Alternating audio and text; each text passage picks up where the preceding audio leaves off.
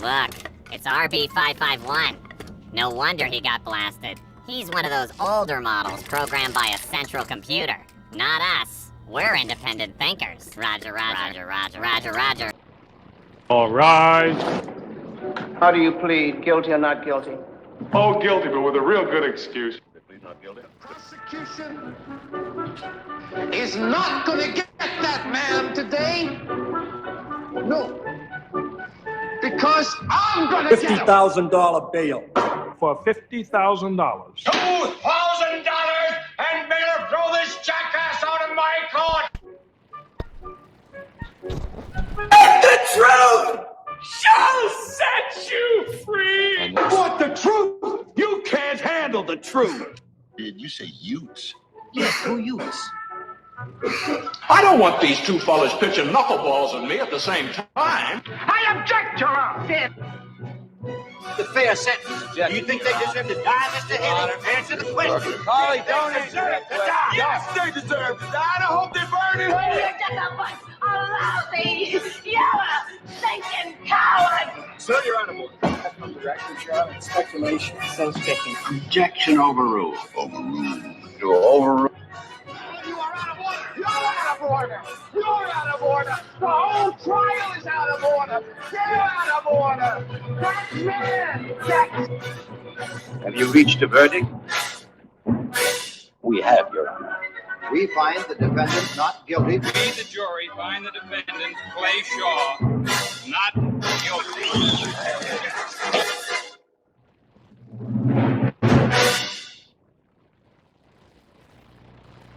Good evening, everybody. Welcome to Good Logic. I am your host, Joe Neerman.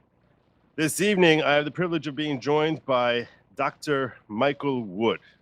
And I came across him on Eric Hunley's stream a couple days ago. And actually, one of my subscribers, Eva, suggested that I hook up with him and invite him to come onto the stream. And he and I started chatting by direct messaging. I was like, you know what? I think this guy has a lot of interesting ideas that my audience would appreciate. And he has decided to privilege us with his presence. So thank you for joining us and welcome to the show, Dr. Wood. Well, thanks for having me. I think gracing you with my privilege is going, or whatever you said. Gracing you with my privilege. Presence? I think that's going a little too far, but right. Obviously I can't even think of a real point proven already. So I'm sure I'm not the first one to mention this. You happen to look really young. Yeah, I get it a lot. Thanks. Yeah. You look young enough to be my son, and I'm not that old. So if you don't mind my asking, how old are you? I'm 41. Wow. Yeah, you're definitely not. You've done that really well. It must be great genes. All right. Blessing and a curse. I guess so. Especially because, as I understand, you served in the Baltimore Police Force. Right. So, I mean, I guess my story would start younger than that. But yeah, I spent 11 years in the Baltimore Police Department and 4 years in the Marine Corps. Wow. Okay. So tell us a little about that. Like, what was your motivation for going to the police force? Tell us about like where you're coming from here. Yeah, I mean, being 41, I grew up in the 90s. And for those that remember the 90s, it was this great time of kind of post-racial mentality. Everybody was kind of mixing and getting along. We were all watching the same shows, like watching a Mike Tyson fight was the greatest thing in the world. We had mixed television, Fresh Prince of Bel-Air, Family Matters. We can go on and on about all that stuff. So I kind of just was living a pretty good youth. We had government assistant housing where I was in these townhouses and apartments. But I mean, I don't know. It all seemed good to me. I watched television, and I would watch Cops all the time, and I would watch Knight Rider, things like that. And I wanted to be good. I wanted to do things that benefited the world in a way that was meaningful and impactful. Mm. So I decided to go into the Marine Corps. I wanted to be a police officer first and foremost. But I went into the Marine Corps first because from 17 to 21, I had to kill some time. I wasn't ready for college. Okay. So I went into Marine Corps where I was infantry. I was 0351, which is assaultment, demolitions, anti-tank stuff. and spent my time in anti-terrorism units. Left as a sergeant, highly trained, specialized unit. So wait, where are you serving? In FAST, it's the Fleet Anti-Terrorism Security Team. Okay. So we do like nuclear recapture missions, forward deployments to rescue embassies. The easiest way to say it is most people would know that if they would have called for help during Benghazi, a FAST team would have came and rescued it. Okay. All right. Then I went into the police department right after that in Baltimore. I always figured, I joined the Marine Corps because you're going to do it. You do it, right? And go into the Marine Corps where it's 100% real. And do the same thing with policing. I was going to go where the fight was. And really, in retrospect, the skills of being a mercenary don't really translate to other fields. It's so weird. You would think that would really work in art or anything. But I guess some things don't translate that well. Yeah, there's just not, that's definitely a correlation all the time. So I went to the police department. Well, with that doughy-eyed, deer in the headlights kid showing up to the hood, the land of the wire, and being put there on foot. First thing I did was walk on foot after the academy, and during the academy. Now I'm curious. When you signed up, was the wire on the air already? Or was this before? The wire was long over. So I signed up in 2013. Okay. So I got hired in 2013. Mm-hmm. I got out in 2014, or 2003 to 2014. Sorry. That's okay. That makes sense. Yeah, makes more sense. I understand. Right. So I told you weren't being that blessed. So I go into the police department, and I think it's kind of. I feel like it's mostly reality, and I'm just kind of conveying really what most people think a lot of what policing is. So I go in there, and pretty much everyone in the police department, in the academy, is rather inept by my standards, and I don't want to say it like that. Like I shouldn't be one of the smartest people in the room, and I shouldn't have been the best marksman in the room. When I was in the Marine Corps, I was average at best in the units I was in. So I ended up being like the best shooter in the history of the Baltimore Police Department, and I was average in my world. So I'm starting to see like there's these little holes in our system here. We're not hiring the best people. I'm probably a little bit questionable anyway. I got to get through the polygraph by looking up how you pass a polygraph, and things like that. So there's these flaws, and as I go through, I want to be the successful cop. I want to be the one that fits in. And the way you do that in Baltimore is you arrest a bunch of people, you go after all the drugs, and so I went after the drugs. I locked people up. I end up going into a specialized narcotics unit, end up in the major case squad for the Violent Crime Impact Division, where I do a lot of surveillance. And during that time of I have all kinds of stories in between, but like during that time of surveillance is probably what really started to change my perspective, because I was in covert, and I would be in like vans or in abandoned buildings and things like that from sun up to sundown before shop opens up. Shop opens up pretty early. Just a side note, most people don't know this, but like drug dealers and drug addicts get up first thing in the morning. It's a early business, not a late night business. So you had to be there before they open and until they close. But while I was there and in covert, the world of Baltimore very much changed for me, because my presence wasn't known. So it's kind of like reality TV when you're a cop. The moment you show up with that uniform, everything changes. Nothing is reality in its pure sense anymore now that you're there. And once I could see the neighborhoods opening up, once I could hear the conversations, listening to music, everything began to feel a lot more human. And I could see that the kid who was dealing drugs was really doing it for survival purposes. And they really weren't that Just saying, tough. this is while you were serving undercover. Right. Okay, so you're saying that you're basically able to get like a real feel for who they are as humans, as opposed to just a potential collar for you.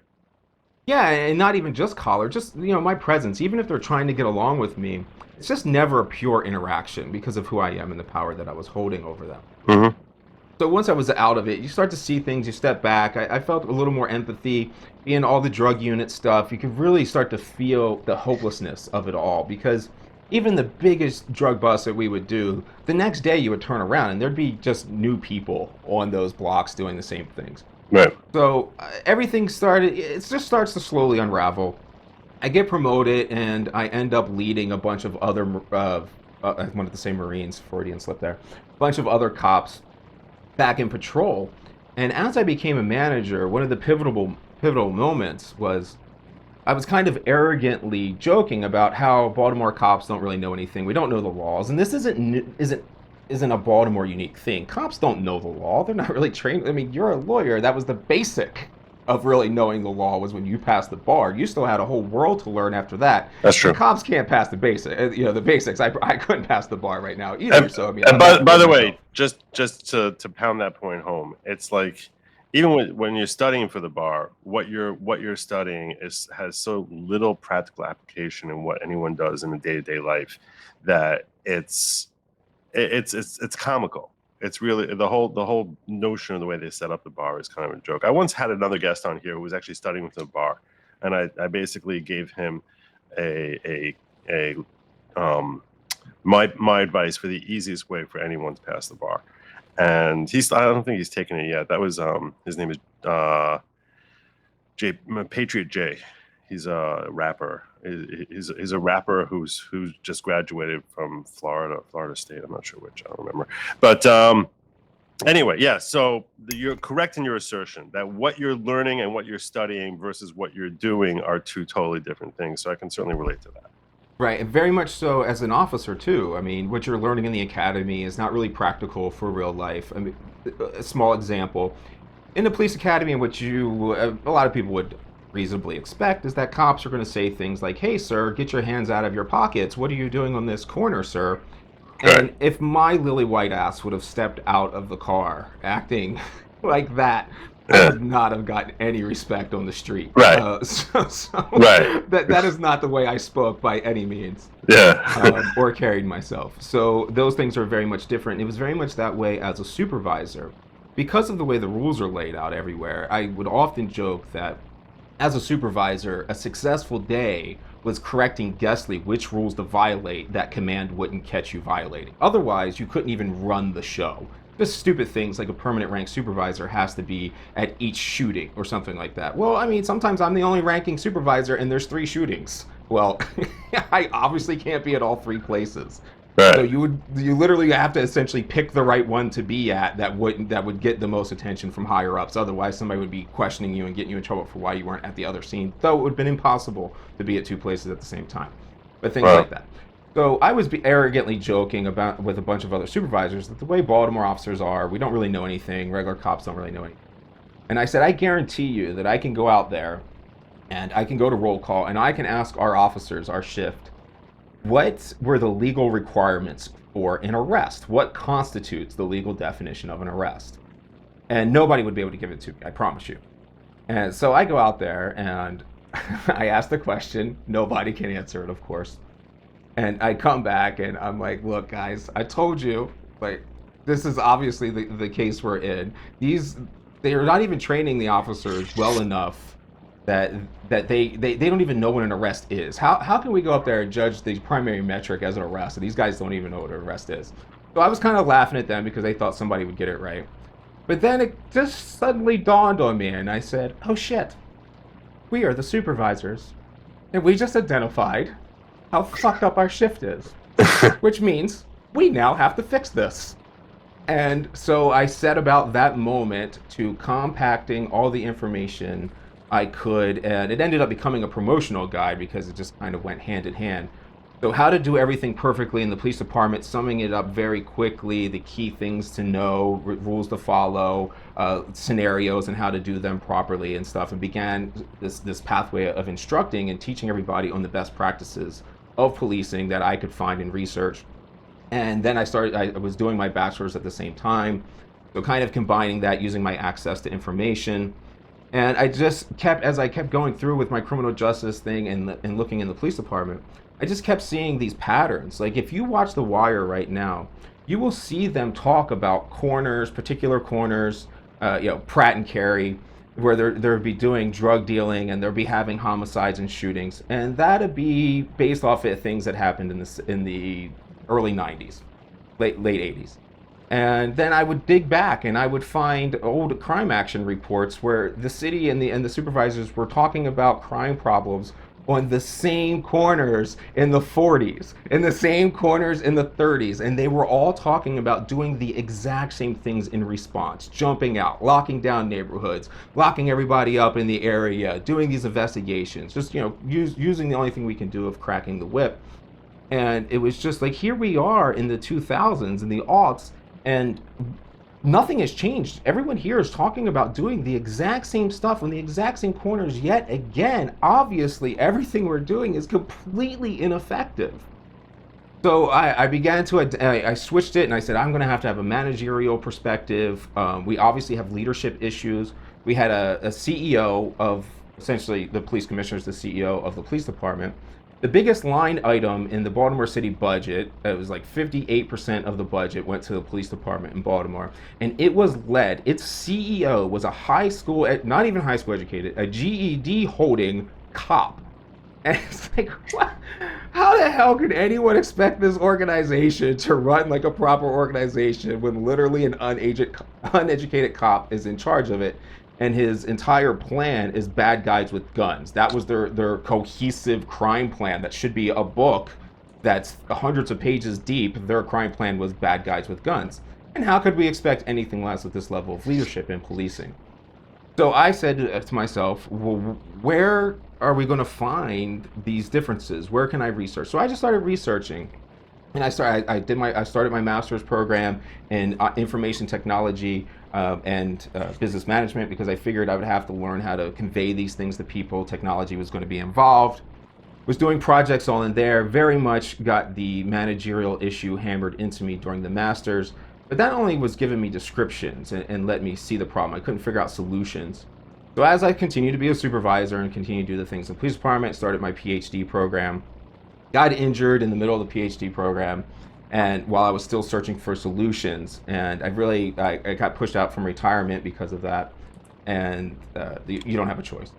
But I continued to work on the solutions to what our issues were, and a lot of things just struck me as very core issues that nobody was addressing. We weren't dealing with it all, and I kept finding possible solutions to things in policing all over the academic literature, all over white papers and best practices of what businesses were doing, what other organizations were doing. But these things were not being brought into policing at all. Policing and criminal justice was just like a religion that was based upon its own things that it created in its past, its own theories, and none of those things were comporting out. For instance, at that time, a big deal was broken windows policing in New York in Comstat. And that still will be applauded today as something that I don't know what broken windows policing is. What is that? That's Giuliani's kind of stop and frisk thing, where what they did in New York in the 90s was they took the social concept. There's a social theory called broken windows, where literally if you addressing blight, if there's graffiti on the wall and you clean it up, it's less likely that somebody else will graffiti it again. If there's 13 windows in a building and one of them is broken, each time one is broken, it becomes exponentially more likely that another one will be broken. So if you fix it quickly, then you kind of nip the problem in the bud. It's like preventive medicine for social blight. And it works very well in that context. What they did in New York is they moved that into policing and said that if we lock up people for minor offenses, then we won't have to deal with them killing people. And we're sending a message that we're going to be very tough on crime. Exactly. When you send that message, it resonates through the criminal element of the criminal community, and it makes them that much more concerned that they're not going to commit crimes unless they really feel confident they're going to get away with it, or that they're much less likely to take chances with engaging in dangerous crime. Right. So I'm getting ahead of myself a bit philosophically in the idea that it's predicated upon rational choice theory. And rational choice theory has been clearly disproven, so I don't know why we're doing anything based off of rational choice theory. But well, you're going to need to explain to my audience what rational choice theory is, and I think what you're trying to say it's based off a premise that people have free will. Is that what you're trying to say? Not only that they have free will. That people will engage in rational choices rather than. Well, I'm not going to put words in your mouth. Why don't you explain to me what you? Yeah, I mean, it certainly requires free will, but above free will, it requires that you are carefully evaluating the situations that are occurring, which all obviously has a huge assumption that you know the equation. To assume that somebody understands the equation of complex social interactions and which person is more of a threat or less likely of a threat is obviously off as well. But it assumes that you know all these things. Okay, right. No, look, we're not going to let's not pull any punches with respect to the fact that there's no criminal out there, who's Moriarty and is sitting there doing the math calculations as to like how am I going to plot this crime. They have. But I think there are some, but those are very select right. group. Yeah. They're really at the top, and we probably never find out who they are. But my dumb ass isn't catching them, and neither of those guys I was with. Right. So your average criminal who's going to hold someone up or engage in like some big drug deal or run especially violence. Right. Okay. Run a chop shop with stealing cars and things of that nature. So somebody like that, I agree with you. They're not doing a math calculation to figure out, is this worth it? Is it not worth it? At the same time, I think that you can't discount the fact that the overall vibe of this town is a much more dangerous town for me to commit crimes in does have an impact, even if they're not going to go through the math calculations as to how much more dangerous is it today. Would you agree with that? Absolutely. So the reason I agree with that, though, is because there's a clear separation that we have to make, and that I do make in my arguments, that we can't look at crime as a blanket thing. We're actually applying a title to things that are too different to be categorized in the same thing. You have violence as a subcategory, but violence, I break that down into biological malfunctions, which are if somebody goes crazy, if they have a tumor in their brain, if they're having a different reaction to a drug or some other outside influence where they're literally not themselves, so to say. Mm-hmm. They're having a biological malfunction, that type of violence. And the other type of violence is aggression, which we shouldn't call violence, we should call aggression, which is the more calculated thing. If I perceive that you're going to kill me, and I kill you ahead of before you can kill me, that's not a biological malfunction. It could be a bad calculation, a misperception of reality, but aggression is a different thing. And so the same thing with other crimes. You have your crimes of violence and aggression, which need to be separated from not moving violations, but moving violations are example. I call them societal violations, societal contract violations. So deterrence does work on things like that. So if you lock up everybody for stealing a candy bar and you beat the crap out of them, that has a deterrence factor for violations. But it doesn't have a deterrence factor for things like murder. We know there's no correlation between the death penalty, capital punishment, and a reduction in violence. Well, let me ask you this: I'm sorry to cut you off. No, this is the way it is. It's no problem. I say shit that's like, wait a minute, stop. No, because I'll tell you this much. You ever hear of the original Dracula? The real one? You mean Vlad Dracula from Vlad the Impaler? Yeah, Vlad Tepes, Vlad the Impaler. He was, I don't remember if it was a governor or he was basically the monarch of his realm, and he got that nickname because he got off on impaling people. He had very strict code of criminal justice. And he would dare criminals to defy him because everyone knew how draconian he was. And the result is like he actually had some golden goblet that he left standing in a town square and just would leave it there 24/7 as a way of challenging anyone. Try taking that cup. Just try it. And we've seen similarly we've seen in Russia with the KGB. I would think in Russia, and tell me if I'm wrong, I haven't looked up statistics, but when people think of there being draconian punishments in socialist countries like China and Russia, I would assume that the crime there is considerably lower than what we deal with here or what they deal with in most places in Europe. If I'm mistaken on that, I'm sure you've done a lot more research on this than I have. If I'm mistaken on that, please feel free to correct me. I'm telling you what my gut says, that if you're a criminal, you're acting completely different, or you have an inclination towards committing violent crime, you're far more likely to exercise that inclination if you're living in New York City or anywhere in the United States versus if you're living in Moscow. Okay, so a criminal more likely to commit violence. I don't think that would be true. There's a lot more regular petty crimes, and we all commit crimes. Like, we all know that we all make criminal violations. It's just a matter of whether you get caught or not. But the people that get caught committing crimes are where police look. So you're hitting on one of our key problems about where police are looking. So, well, you know what maybe we could do this. Because I one of the things I've actually listened to a couple of your interviews. Okay. And my objective here is I want to keep you focused, because what I took away from Good luck. what I took, I'll tell you right now, what I took from your interviews was this: you have a lot of really interesting ideas, and that they're so diverse, and you happen to be very you have a charisma to you, which makes you very engaging. But I think it's very easy to get pulled into a tangent here, a tangent there. So I want to try and streamline with like some sort of focus, so I can sort of get like, and I'm going to even lay it out for you and my audience right now. What I'm looking for is I want you to identify what the core problems are with current policing systems. And I'm going to make a list of them right here for myself, okay? And then I'm going to talk, and then we'll talk about your solutions and what your proposals are as to how this can be, addressed. And then I want to try and work through with you how practical they are, whether it'll be effective policing, whether it's actually going to remedy the problems. I'm not trying to catch you. I want to hear your ideas because I'm interested by them.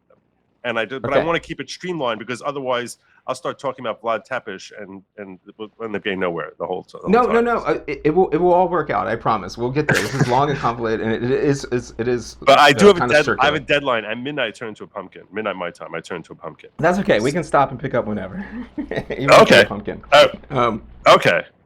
But no, only because this stream. A lot of my audience comes from a guy, another lawyer, a conservative lawyer, who I became very friendly with, named Nick Ricada, and he streams every night from midnight my time till 3 a.m. So I, out of deference to him, because I would have 0 viewers right now if not for him. Out of deference to him, I always stop at midnight sharp. So I'm that's comfortable why. with that as well. Okay, good.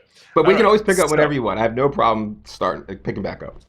Awesome. So, all right, you're hitting on a key point, though, that one of the very big problems is the definitions, and so we're working through those right now. And crime is another one. So this is something that is very much something we know, and is something I knew, but I did not realize it until like 5 years ago. Okay. Crime is merely a measurement of what police do. It has nothing to do with actual crime taking place. All the people doing drugs and in drug possession on Wall Street are going to look like they don't have drugs on them, but all the people traveling down to Baltimore being around me are going to get arrested, and they're going to look like they were the ones carrying drugs, even though they're equal, if not more, on Wall Street. But crime stats will show you that there is drug use in the cities, but not drug use on Wall Street, which we all know is completely false. Police, we have this kind of idea in society that police respond to demographics, and it drives me insane. Like, police obviously don't respond. Whenever they say something's disproportional, it's like, yeah, but it has to be disproportional in what the police are doing, not in the demographics of a society. That makes no sense. So wait. So what you're saying is the only reason we think there's more crime in a city than in the suburbs is because of the fact that that's where the police are focused. No. that's how I understand what you just said. So that's why, and I didn't think that's what you. I didn't think. I just wanted to make sure. I want to make sure I understand you. So that's why I'm asking. It's just a matter of knowing what that variable actually is.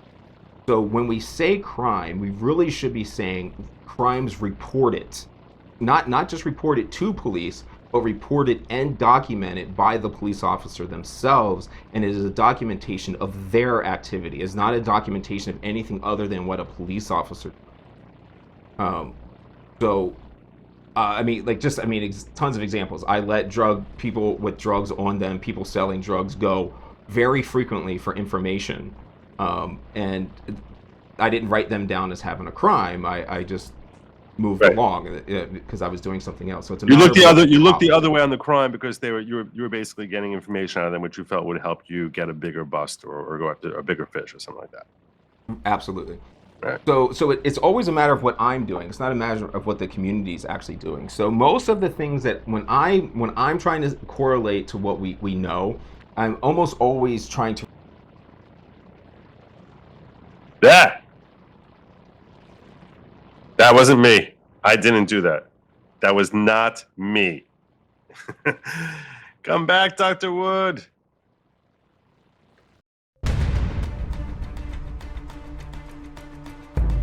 My name is Michael Wood.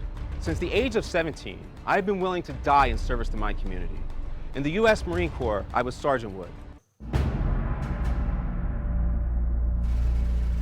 Michael Wood spent 11 years in the Baltimore Police Department.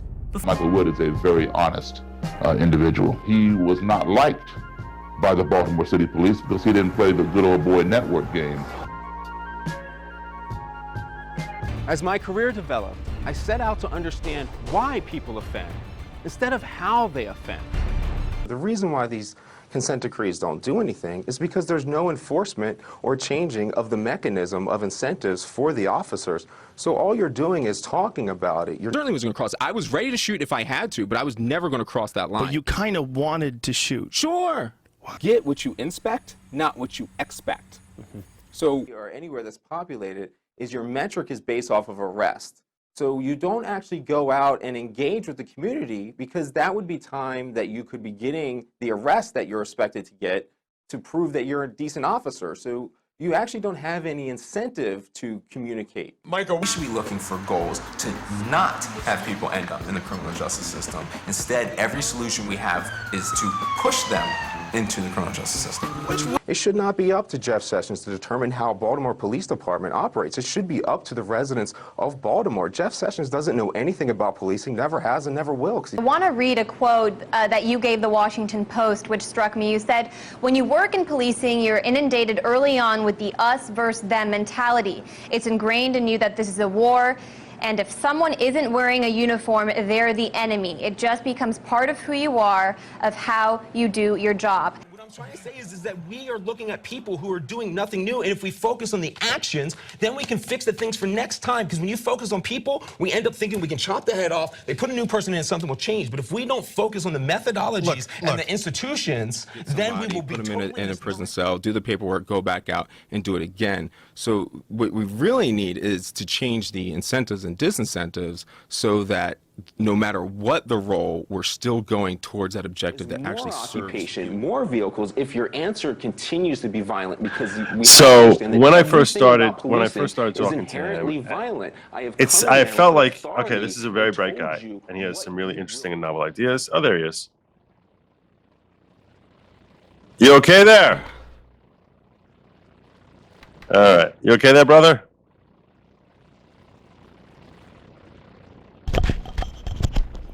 All right, I'm back. Am I here? Yes, you're here. That was entirely unacceptable. I am a professional videographer, and I let my camera battery die by not having it hooked up properly. Oh, that's funny. But anyway. You're a professional videographer also? That's pretty much all I do. I don't really do this stuff anymore, and we'll get there eventually, but this is boring. I have, for me, I understand where to go with things, and there's no one really willing to do them. So I'm like a scientist that needs a laboratory. But without the laboratory, I got nothing to do. And I don't think we're ready for my laboratory yet, so it doesn't really matter. But so when I'm usually talking about crime, what I'm talking about is violence, because those numbers are rather solid. We have our body. But you said that there are different sources, there are different ways that you can classify violence. You can have chemical, you can have aggressiveness. So, you know. Well, I don't know the difference. So another one of our problems is, let's use your Dracula issue. Mm-hmm. So when Dracula is out there doing something, the modern day police, they go and they investigate the how. How did Vlad arrive at the scene? Who was he associated with? Well, Vlad there is the police. I mean, Vlad was the state there. Right, but I'm saying, like, say a bigger authority came in, Interpol comes in. Okay. Okay. And so they're going to investigate what Vlad the Impaler did. In his policing. You're saying in Vlad's policing of No. I'm using Vlad as a criminal. Oh, okay. So you just flipped it on his head. That's why. That's why I was confused. Okay. So Vlad's the criminal in this case. Okay. So fine. And yeah, go ahead. So a modern day police comes in and they try and see how he did the crime, who he was associated with, what means he did to do it, what physical evidence says that he did it, and they present a case that says he did it. There's no investigation that anyone is doing to determine whether it was violence or about biological malfunction, whether that violence was biological malfunction or whether it was aggression. And yeah, when you're talking about a crime here, see, this is because I wouldn't even think that plays in.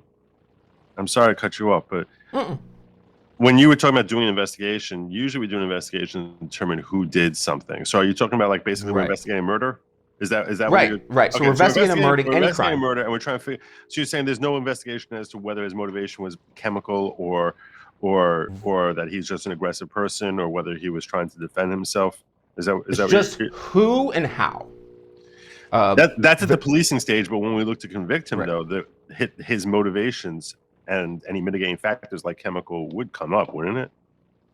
Well, not necessarily, because we're not looking for it. So, for instance, lead poisoning, we're getting ahead of ourselves a little bit, but whatever, we're not looking for it. There's only a few documented cases where we're doing it. So we either have to reach that high threshold of somebody being mentally ill, which is obvious, but these biological malfunctions don't have to be long, and they don't have to be continuing to exist while the person is there. I think the easiest one to understand this is go ahead and not have water for 4 days, and let's see what you'll do for water. So you'll be in the middle of a biological malfunction. I don't think it's fair to treat the Donner Party like you treat somebody else. And for my audience, he's referring to the Donner Dinner Party, which is a reference to these to a group of families that crossed towards California and got caught up in the way and had to hunker down for the winter and ended up committing cannibalism to survive. Although whether they killed people for cannibalism or just ate corpses that frozen to death is a matter that will never actually be known for certain. But sure. So whether you kill him or not, whatever you do in that moment, this is obviously a different standard. You're going through a temporary biological malfunction. That's an example of a temporary one. Now, when we're not looking, who knows how many are actually occurring? Pedophilia is something that scientifically looks like it's a crossing of the wires. Well, now I'm demonetized. You had to use the word. Sorry. You had to use the word. Is the crossing of the wires between parental love. By the way, Mike, I'm sorry. It's a running joke I have because I'm not monetized. So almost every other stream, I'll just throw out something about like, well, now I'm not monetized. And I'm so my numbers have it where I should have been monetized ages ago, but I'm in the middle of fighting with YouTube to get that approval because I have guests like you who say stuff like that. Yeah, I understand. I'm sorry. That's okay, brother. Don't worry about it. Okay. So now I diverted you. Go on.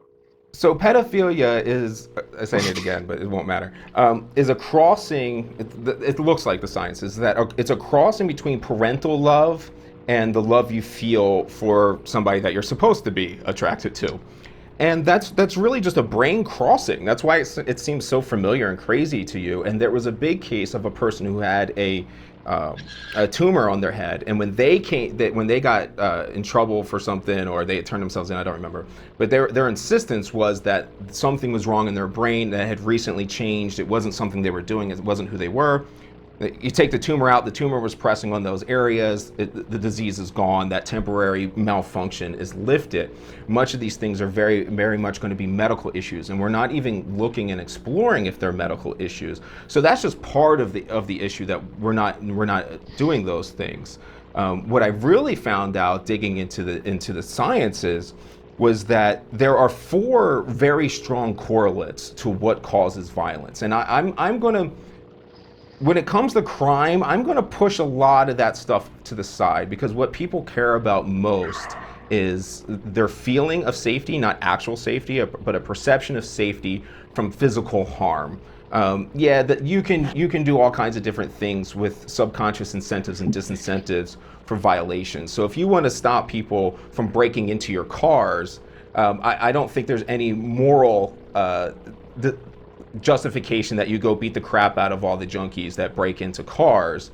There are other incentives and disincentives that we can set up that people respond to that I would rather address those things with. So I'm trying to focus on violence because that's really what people need police for. That's where police are. Police respond to violence, and they're in the areas of violence. They're not just floating about trying to get any type of crime. They're specifically in the areas where violence is committed. So I'm definitely talking about violence when I talk about almost anything that we're talking So this about. is any type of assault or murder or something like that. Right, robberies, things like that, where somebody, you have a hard victim going on. Okay. So by far the strongest correlate to violence is environmental poisoning. And did that sound like some liberal hippy dippy bullshit when I first got into the data? Yeah, man, of course it did. Yeah, you said so. I actually asked him. I asked Michael, and I've never done this with a guest before, but what he was introducing sounded so complex that I actually offered him, and he took me up on my offer for him to email me various graphs and other information that he might want me to share, so I could just pull it up for him on the screen and share it with the audience while we're talking here. And I noticed in there that you had pollutants, lead pollutants, that were the high incidence of lead pollutants in areas which reflect a high degree of crime. So right, that was one of them. Violence. Violence. Right. Thank you for correcting. You're correct. Fine. Violence. But I mean, okay, I understand crime and violence are two different things, and we're fixating on the violence. But where you're going to have higher degrees of violence, you're also going to have higher degrees of crime. So it's almost not like assuredly. Right. So, but then your violence is contributing to the cause of the new violence and the crime, which actually we get into in the third crime, because obviously that is like a cyclical variable. Okay. So you want to talk? Do you want to talk about the? You want me to pull up any of these? Sure. things? So if you just want to pull up, you can pull up any of those graphs that I sent you and just show basically, because the more important part is to see the parallels. Okay. Let me just give me a second here so I can open up the right. Yeah, it's not. I had it here on one of these. Where was it? Here it is. Okay, so let's start with. Oh no. Let's do it that way. Okay. I don't know if this is the one you show. It doesn't matter. Any of them, fine. I've got lead and violence. I've got the. Yeah, lead and violence works. Lead and violence. Okay. Yeah, and then the PPE ones or whatever. That's cool. Okay. So let's open this up. We use Cyberlink Director, and now I gotta share this screen here. I like Cyberlink too, and you know, people in the videography world like always love to make fun of me because I like using it instead of. I've never even tried Cyberlink before. It just it said pick one right now for you to open this with. I actually like it. I'm like, all right. So yeah, let me bring you over here so I can control this, and now I'm gonna pull that up over here. So basically, as you're pulling that up, there you go. There's your graph there. So right here, I don't know which graph is. This is. I don't know if which. I can. I just don't know which color it's which, so it doesn't really matter. This is show how close they this are. is last year homicide rate and year USA paint and gas lead tons per 1,000 population, and then right. homicide So what year rate. are we starting with here? 98 to 2013. It says. Okay. Oh, actually, no. It looks like it's going from. Actually, it goes all the way from 1876. Right, so this is a CAFE implementation of CAFE. So one of the graphs, I'm sure it's probably the red one is lead and the black one is violence? No. Yeah, red is violence. Are you able to see this with me? Are you able to see the screen? Yeah. It's just small for my screen and I'm far back. Oh, okay. Let me see if I can actually make this bigger. I've never tried working. Oh, here it is. Let's do this. There you go. There you go. Okay, so what we're looking at here is the homicide, the rate is purple, so we don't have to worry about the rate in purple. But look at the red, which is the homicide rate, and the black, which is the lead. Now, it's important to remember that these are in a delay. So this is a 16, usually we use 16 to 20 year delay, somewhere in that time frame. So what happens is this only counts when a child is poisoned. If you're poisoned by lead as an adult, it doesn't have the same influence on you. So when a child is poisoned by lead, their brain chemistry and structure literally changes. Their medulla oblongata never gets as big. Their intelligence goes down. Their ability to use properly monitor their impulses and control them are greatly reduced. And so when the child is poisoned, they go through their lives with these problems. So they're going to have bad school grades. They're going to have other issues. They're going to have run-ins with the laws. The majority of people killed by the police are also lead poisoned. So you have lots of bad decision making that is taking place by a child who is lead poisoned. And then by time that they're like 16, 18 years old, you're talking about males who are now physically capable of doing real violence and real harm with their lack of impulse controls and different issues. And so that's when they're really going to hit the data. This is when it's coming into the police department's hands with getting arrested, and when they're starting to be suspects in violent crimes. Or victims in violent crimes as well. So what happens is then at that 16 to 18 year delay, so you have this roughly, let's just say 20-year delay on things. And then, so this is what happens is in 1974, the CAFE standards go in and we take lead out of the air. And that's what you're looking at the black graph. That black graph starts in the early 70s because we're looking at the lead that's in the air. And then when the lead is taken out of the air because of the CAFE standards, because it's taken out of the gasoline in vehicles, this is when in the 90s, you begin this dramatic crime reduction that blows everybody's minds. It's like, what is happening, especially in New York with their crime levels dropping. And this is at the same time that Giuliani is doing this broken windows policing and CompStat policing. And one thing I failed to mention before is where I know this doesn't work, and what they were doing isn't what was reducing the violence in the area, is because CompStat is if you watch The Wire, you'll see police commanders and leaders get pulled up in front of the higher-ups in the command staff and the mayor and stuff, and they'll be getting questioned heavily on what's happening in their thing. And it's computer-driven model, statistic-driven, where cops should be, what they should be looking for, and things like that, where they're trying to give a lot of high pressure to the commanders. So this stuff got exported to Baltimore, to Chicago, to Los Angeles. They're all doing these exact same things that New York did, but yet they didn't have that national reduction, or they didn't have that reduction in crime when they used those programs. Their reduction in crime came in the 90s at the exact same time. The entire nation went through this dramatic crime reduction universally throughout. So it had nothing to do with police. It can't have anything to do with the police are doing, because the police aren't all doing the same things. The thing that the people were all doing that was the same was getting lead out of the gasoline. And that's your dramatic 90s crime reduction. It says the lead out of the gasoline? Right, in vehicles. In vehicles. Right, so then everybody was being poisoned. It wasn't... No, I'm just wondering... So what you're saying, the lead was in gasoline in vehicles. I'm just wondering what was happening in 1906 and 1916 when you're saying that crime was spiking there. Where was lead? No one had vehicles in 1916. So, I mean, there were very few vehicles on. Yeah, no, crime shouldn't be in 1916. So what I'm saying is, you see how I'll bring it back up here because I don't want to. What I'm saying is, if you look at this graph you provided here, in 1916, there's such high lead levels, and I'm wondering where's this lead coming from in 1906 and 1916 when it seems to be, it's the highest mark is in 1916. I'm going to assume like normal things like handguns, weapons, trinkets, factory work. Like this, it wasn't known that lead was a poison. Oh, so you're saying that maybe other day-to-day things that they were working with, like maybe even like horseshoes kind of thing, like that. Guns. Right. Yeah.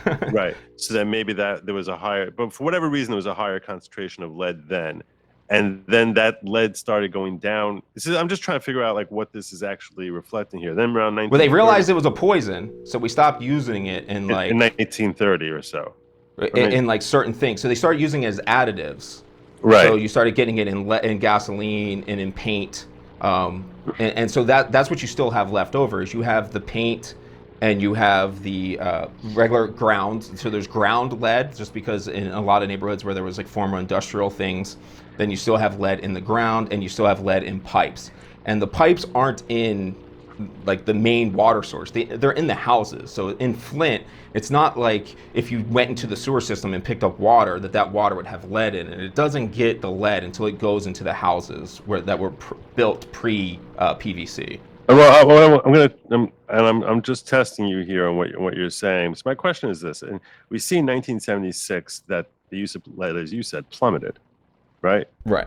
I mean, it went way down, and yet our numbers are certainly lower in 2007 than they were in 1987. But because we have a 20-year delay. Right. No, I understand. What I'm saying is fine. We cut lead in 1986 down to like very low numbers.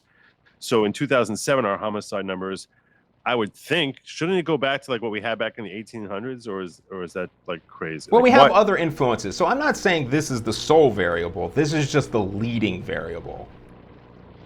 I mean, look, what I'll tell you is this: do I see a correlation here? Yes. Do I think that this correlation? Well, let me explain it further. Is actually a causation? I think it could be a factor, but to say that this is a leading factor, I think it's a little bit of a stretch. I'm just so telling let you. me explain. I'm telling you objectively. But you go. Let me explain maybe further. a different graph or something like that, or you want to explain? So go ahead. In New York City, what happened at the same time in the early 80s and late 70s is their public health department actually tracks this thing block by block. And the correlate, the graphs, if anyone can go to Google right now and type in lead violence correlation, and you will see this is related to pregnancies, coincides with school suspensions, and in New York they have this tracked down to the very block. And though that same chart will perfectly reflect, or it's not perfectly, but obviously you'll see the correlate in the way the path goes up and down. Now, I'm not invested in this. I don't care whether you believe it. I don't care whether someone else believes it. This is what the data says. The data says that the strongest correlate to violence in modern times, and this is the thing, I'm just saying this is the strongest correlate. We'll go over some other ones. But the point there is that the data is showing, whether you think it's the strongest or you think it's lower in there or whatever, this is something that police should clearly be fighting. And this is clearly a causation of crime. This is the things that get people into the boats. This is the thing that starts and increases the likelihood that someone is not only kills somebody else, but is killed by the police or is the victim of another violent crime because they're not making sound decisions throughout this entire process. Okay, look, obviously I concur with you that if a person's not making sound decisions, in that case, that certainly is a mitigating factor. But another question I have just on the lead thing, and I'm not gonna keep pounding on the lead thing. Based on that graph you were looking at, the lead hasn't been a factor in the last 20 years or so. I mean, lead. So we've already taken care of the lead issue. And no, not at all. So New York City is about the only place that took care of the lead issue at all. Nationally, we had that universal reduction, but right now, let's just go with something that. I mean, look, I'm going to show this graph one more time here. You tell me how much more lead we can possibly get rid of here. I mean, I don't get it. Like, there's like the lead levels are all the way down, right, but this is the USA paint and gas lead tons. So remember, we still have the water and we still have the ground. Okay. And you're saying that the ground in urban areas has more lead in it than the ground formerly industrial areas, yes. Okay. Okay, so I don't know I don't know what we could do about that. I mean, if we haven't been able to remove it now, we've been trying to move lead since 1976. It's already illegal. No one's enforcing it. Okay. I'm just saying, like, I mean, look, there's two possibilities. Either you're right or you're wrong as far as lead being a causation or not. Is there a correlation? I think there certainly seems to be a moderate cause. There's enough correlation; it shouldn't be ignored. That much I'll definitely grant you, and it's something I didn't know before tonight. So I'll grant you that there's enough correlation that should be cause for concern that it's causation, and that would make me think it's something we should be addressed. I just don't know what else we could do to address it beyond what's already been done as far as trying to remedy the future. Right. So I'll explain. An example so right now we are looking at a situation where 6% of the population commits over 50% of the violence. We have to either then think that black males are inherently and genetically violent, or we have to assume something happened to them. Okay. I mean, I don't know if I would phrase it that way. I think it's even smaller than 6% because I think that the black population is 13%. Yeah, so I'm just cutting it in half roughly. I always do my estimates. I always overestimate in the person I'm accusing's favor. Right. Well, you shouldn't. I'm just saying is I actually think it's probably 4% when you actually break down the numbers because the some of the black males. I mean, 6.5% of our population are black males, and a considerable percentage of them are not between the ages of 16 and 30. 40. Yeah. Right. Yeah. 15 and 35. And that's the ones who are predominantly the ones who are committing the crimes. So Absolutely. I would say it's much smaller than 6.5%. At the same time, to be fair, most crimes are if you want to look at the other 50%, they're also males between the age of 16 and 40. So males have a huge problem, yes. Yeah. Right. So it's not but like we can't stop ourselves from being males. Right. No, I understand that. What I'm saying is people want to say, so people want to say that it's all about we're trying to look at like black youths. No, it's male youths in general. That's the ones who are most likely to be committing a violent crime. So, Sure.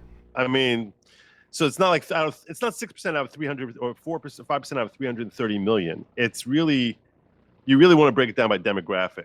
You know what I'm saying? Meaning of all the people who are going to commit crimes, it comes back to 13%. Because basically, if we look at 100% of the crimes being committed, which is not obviously there's some women committing crimes, obviously some old people are committing crimes, but if we get rid of those outliers and we look at the overall baseline of crimes, most of them are being committed between men between the ages of 16 and 40, and out of that you have 13% of the population. Of that population, roughly 13% is black, and 50% of them are ending up in jail. 50% of the crimes, are being committed by black Of the people. violence. The crimes are probably relatively equal. Well, that's actually one of the questions that I think the black community raises, which is whether the war on drugs, which is not really violent crimes, whether the war on drugs has been particularly onerous on the black community. And I've heard people, you don't think so? No, because what I think is violence. So police respond to violence. And wherever violence takes place, the other people around them get caught up in that violence. So me as a police officer, the city of Baltimore trains me and pays me and says, go to this area where violence is taking place. And the way that we're going to judge your performance is not whether or not violence takes place. They're going to judge my performance by the amount of people I arrest. So what I do is I look around. And wherever I see and people are committing violations, they have to be in my proximity. Well, I'm only in the proximity of those people. I'm not just hanging out on Wall Street. Nobody would pay me to do that. And believe me, I would love to write subpoenas and dig through their houses and flip over their beds and trash their shit as well. But nobody is paying me to do that because there's not violence there. So your proximity to violence is the main issue of why there's disparities in criminal arrest rates. And it almost seems obvious when you think about it. I mean, I understand that, but again, so the person like Freddie Gray, you're saying they're double victims, right? Okay, we'll come to Freddie Gray soon. Okay, which Freddie Gray should be a story which concerns anyone, because I mean, Freddie Gray, the story that Dr. Wood's referring to is basically it was a black man who was in the custody of police. And came into the custody of police in what seemed to be perfect health. And by the time he got to the station, he was dead. And and when they're in their custody, they're in your care. And basically, there's no way around that. Yeah. So the cops killed him, or at the very, very least, were directly responsible for his ultimate demise. If they didn't kill him directly, then they certainly acted insufficiently to safeguard his life. So, absolutely. Look, I'm not accusing him of beating him to death. I don't know, or injecting some cyanide in him. I'm just saying that he got in there, he's okay. He gets there, he's dead. Something bad. They did something wrong. So obviously, yes. I mean, look, in theory, he could have had an aneurysm. You don't know. I mean, he could have had an aneurysm. So it's I guess. Sure, if that would have been the case, yeah. I really think what happened was the arresting officers did it by dropping a knee on the back of his neck. I don't think it had anything to do with the transportation. Oh, you think they snapped? You think they snapped his neck? I don't even know how. I didn't know what his cause of death was. So like. Yeah, it's cervical severed in the back of his neck. Yeah, so that's not an aneurysm. Okay, so by the way, if you want me to bring up any of these other graphs here, Just identify them for me, or Yeah, all the graphs that I sent you were just examples of different correlates that violence or lead has to negative societal outcomes. So pregnancy rate goes up I mean, because you're making bad this decisions. one, but I don't think this is what you wanted me to bring up here. No, but we can leave that one for later. We'll need to go through all the civilian-led ones. Okay, so let me just let me pull up here. The PB effect, was that? This is one. Yeah. This is the first one you gave me. This was so PB is lead for anyone that wants to. Right. Okay. So, by the way, it's funny you say that. When I actually had a story with one of my chemistry teacher, he asked me to give the Latin definition with the Latin word for lead. He got mad at us and he decided to have a pop quiz. And I knew that a lot of Latin words ended in US, so I guessed LEADUS, which he actually read my answer out loud, like mocking me, saying lettuce. That's what Joe thinks it is, lettuce. Yeah, but it's actually for plumbum, which is I would have no clue. Yeah, the Latin word for lead is plumbum. The only reason I know that is because I have scars from my 7th grade recollection of this. So PB effect. So you want to let me enhance the size here to make sure everyone can and the see. thing is these things are so common that and the data is so extensive. So for example, this goes so deep that the only 2 countries that use leaded gasoline still are Iraq and Yemen. Okay. So even terrorism is very likely to have strong correlates to lead poisoning.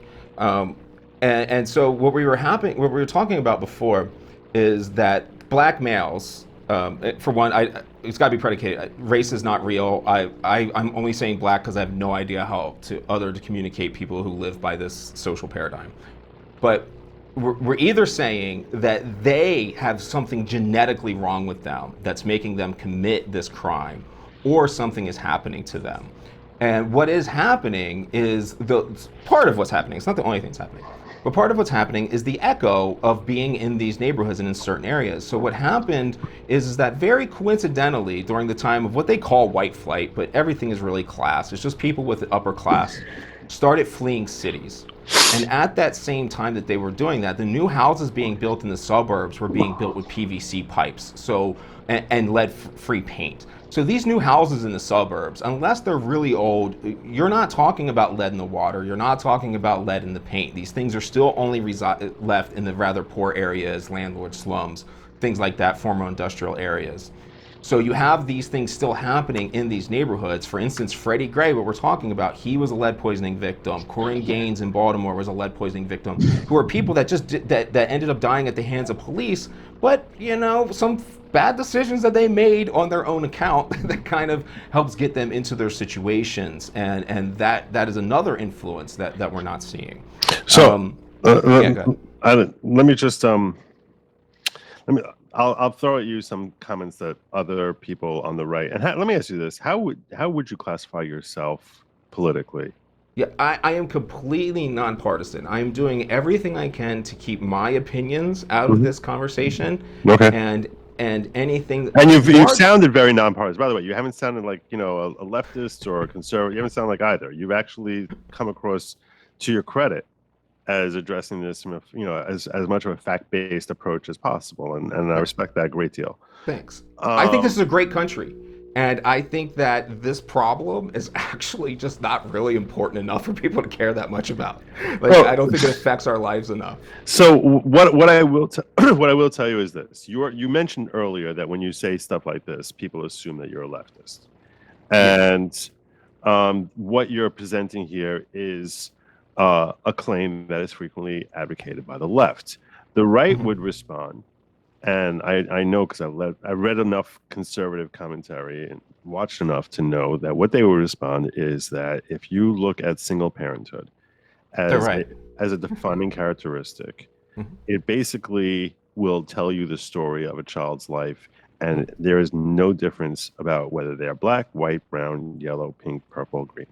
That if you look at the statistics as far as the likelihood of a child who's a newborn baby, the likelihood of that child having what people would classify as your typical socially productive, happy lifestyle versus a high degree of chance of ending up in jail, in prison,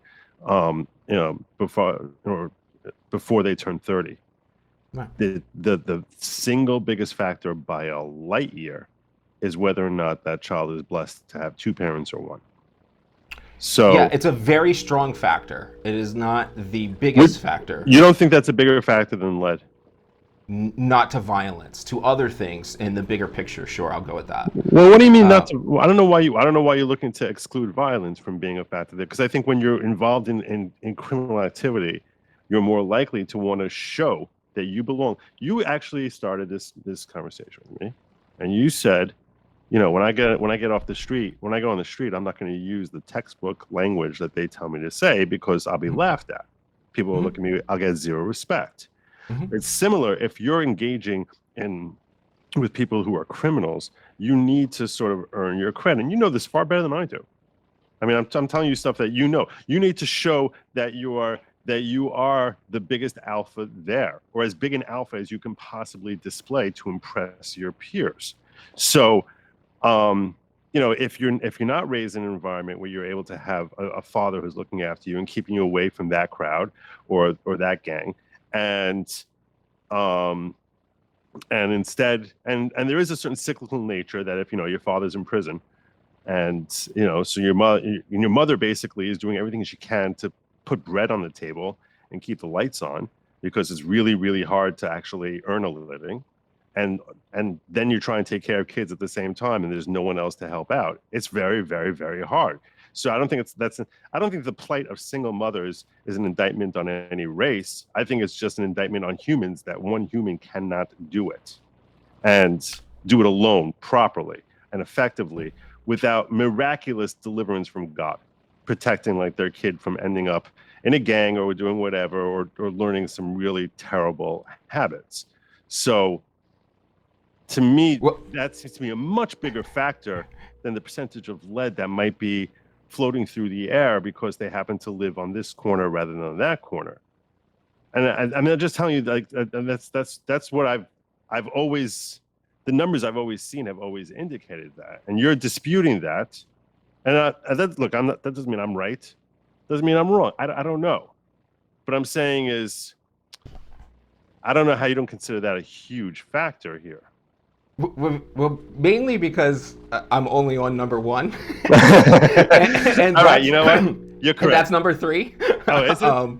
Yes. Is it? Okay, so I'm preaching to you. So I'm preaching to the choir here. Okay. But you are right. We got to remember these things fluctuate throughout time. So I'm only talking about at this moment.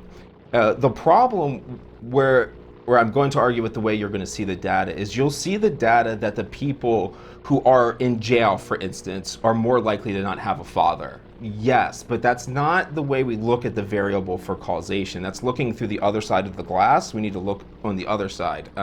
So, for instance, I don't have a father. I grew up in a fatherless home with a single mother that wasn't home, was a latchkey kid. I didn't turn out that way. Well, I don't end up on your statistic that is showing that percentage. Right. So when you stand back, and obviously not everyone does. Bill Clinton was raised by a single mom. I mean, not everyone is going to end up in a, But that person's not tallied at all. So we're only looking at the people that get in trouble and saying they have this common variable, and I 100% agree with that. But there's other things that get them into the fatherless home situation. Like if their father was lead poisoned and he is also in jail, that might be a reason why that he's not there with you.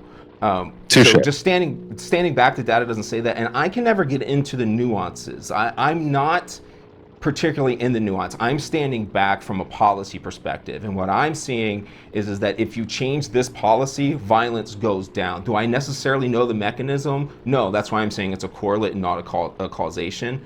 But if the data shows that if we get rid of lead, then the lowering of violence follows. I just want to clarify for my audience here, as far as the distinction between correlation and causation that Dr. Wood just referenced.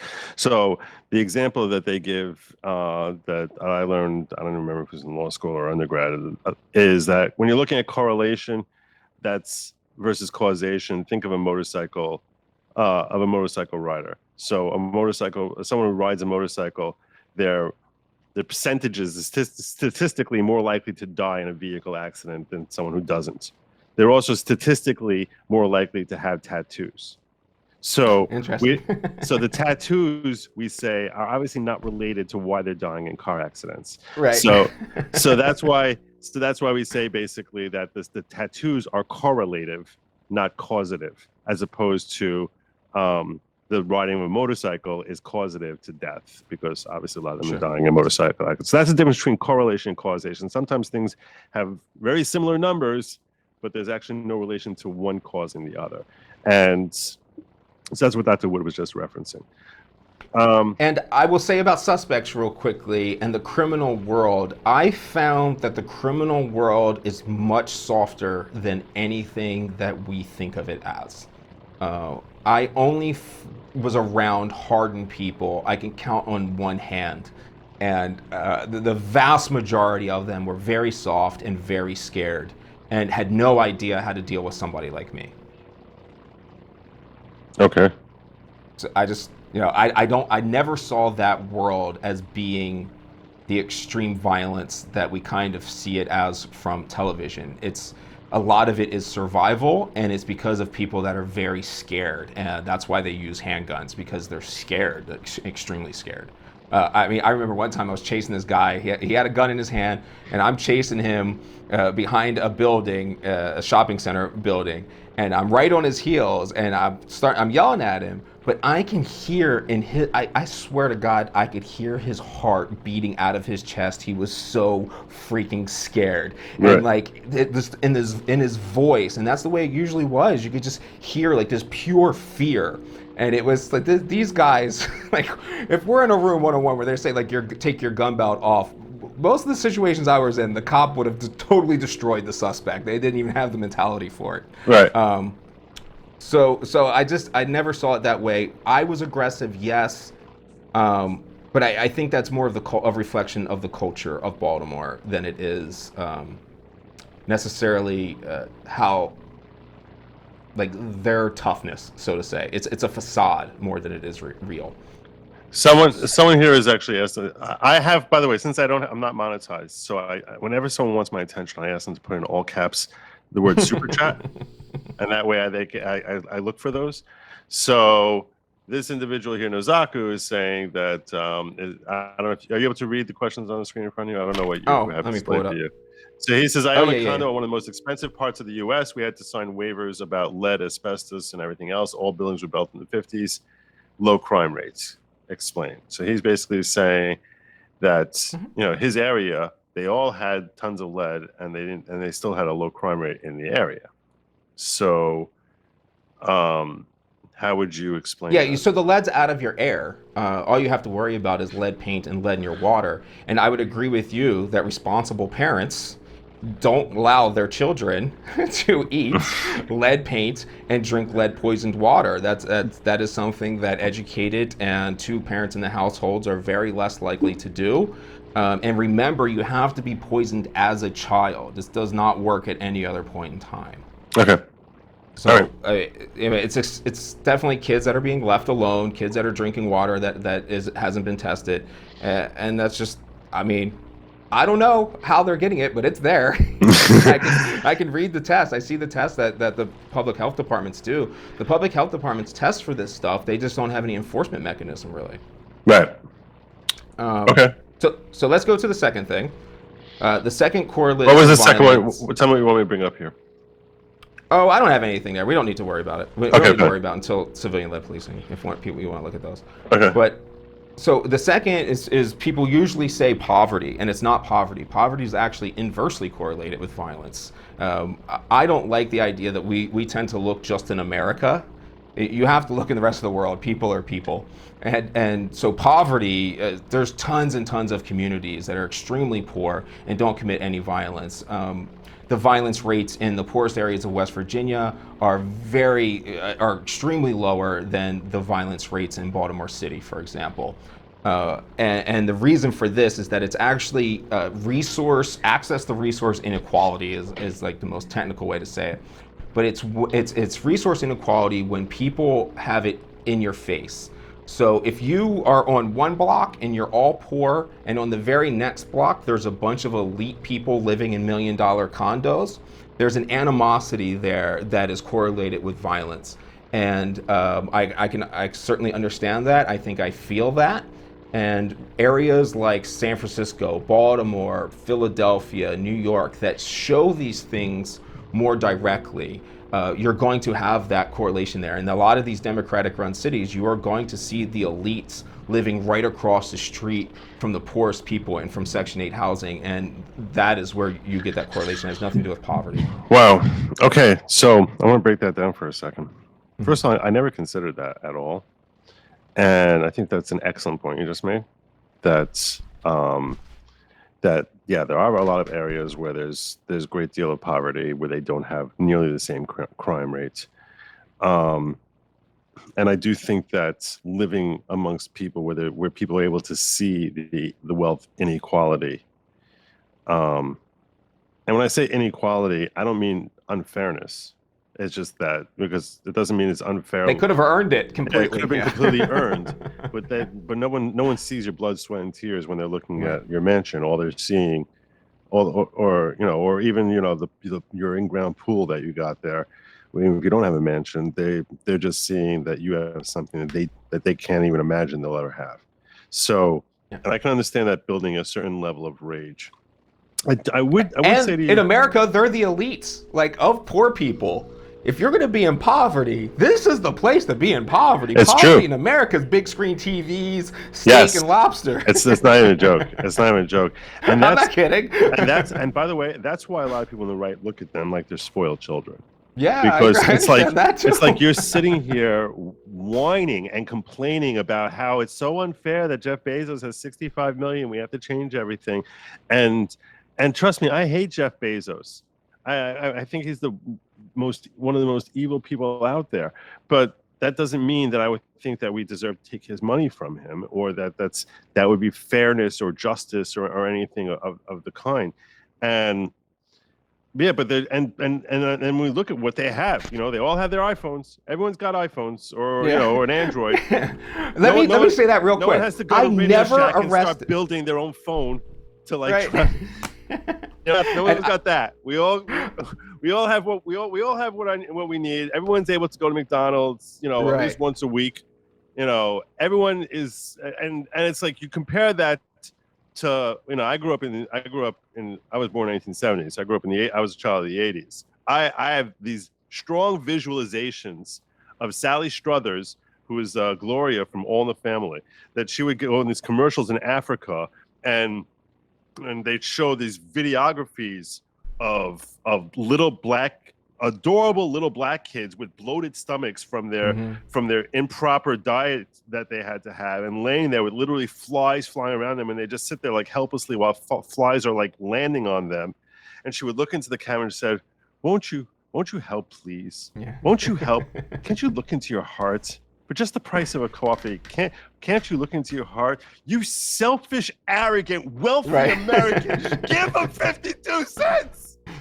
And I was like, and sadly, there really are people like that, who are really, and it's not just in Africa, and it's still to this day, not just in Africa, in Asia, in South America, and anywhere you can pick a continent, you'll find people like that outside of North America, probably. I was going to say, but not this one. Yeah, outside North America, you could probably, I don't know about Europe, I'm not sure about that, but in general, you can't. I mean, the wealth we have here, we are literally the poorest person today. Poorest person lives like a king compared to King George III. The one who we got liberation from, literally lives like a king just by getting ice cream. Yes, just by having that exact thing. Just by having a refrigerator in his house and indoor plumbing, he lives like a king compared to King George III.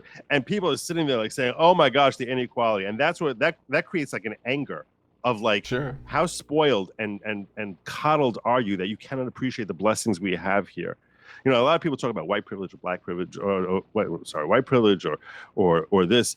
And I'm going to tell you right now, there is almost no privilege that exists that the two biggest privileges in the world are location privilege and two-parent privilege.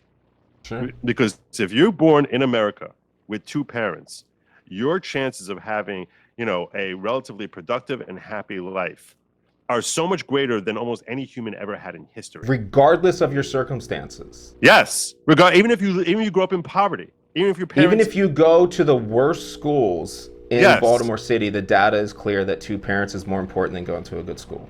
Yeah, exactly. So, and that is why people look at it and say, you spoiled, ignorant, ignorant children. So, yeah. By the way, you ever? I don't know if you're old enough to remember. Do you remember Sam Kinison?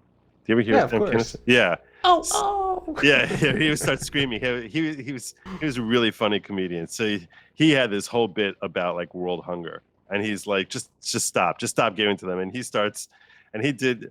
I stole a little bit of that just now when I started screaming in there. I was ripping him off there. Some of you guys should all check it out. I can't show it here, otherwise YouTube will say that it needs to come crashing the stream down.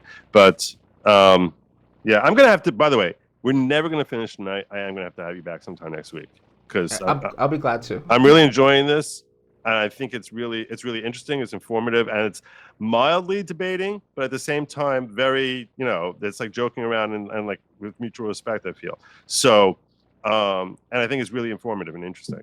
So I'm gonna have to have you back sometime next week because we are gonna run out of time here. But it looks that way. Yes. Yeah. Okay. But I want to say that this is where everyone gets right. And I also want to say I never locked, I was working in the 2000s, and I never locked somebody up that didn't have a cell phone on them. I just want that to be clear for everyone that thinks that people in cities don't have things. Right. Yeah, exactly. And that's before Obama gave everyone his Obama phone. Right. And that was in the dregs of society, Right. So, right. So the third thing that I found is local instability. And sure, this is where the conservatives are going to come out let's just make sure. The first one was lead. The second thing was what? Economic inequality or access to resource inequality. And I thought that was a really interesting thing and a profound point. Yeah, and economic inequality, where it's actually a mixture of poor with wealthy. That you can see and touch. Visibly, right. Visible distinctions in wealth and wealth distribution. Yeah, otherwise people don't care. Like the poor people in West Virginia aren't more violent because of the rich people in New York. You have to see it. Right. And touch it. So the third thing is, and I would argue right now, I think the third thing is number one, if we're looking at 2021 and 2020, and that is local instability.